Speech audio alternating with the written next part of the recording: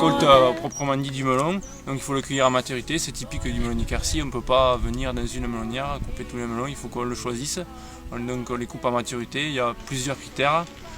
Le plus facile, je dirais, c'est le melon tournant jaune avec la queue qui craquelle.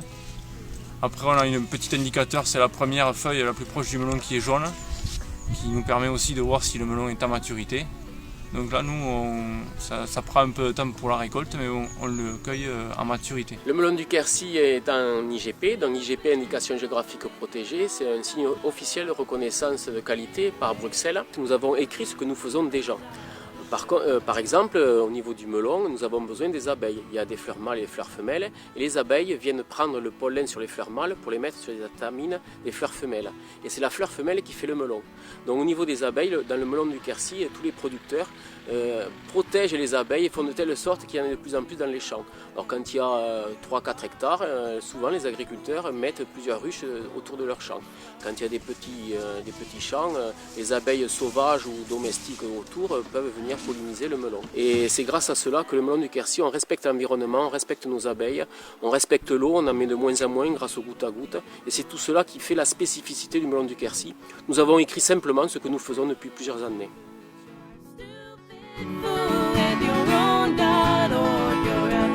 L'entreprise Boyer, donc ici située à Moissia, qui nous sert à conditionner, trier tous les produits de la région, principalement de l'IGP Melon du Quercy, qui représente une multitude de petits producteurs.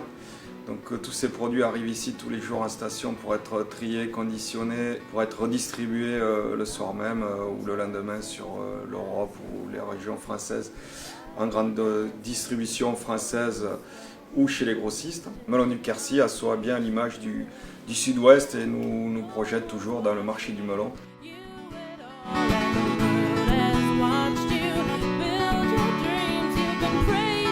Les contrôles sont effectués par un organisme externe, mais aussi par l'organisme interne qui est le syndicat interprofessionnel du melon du Quercy.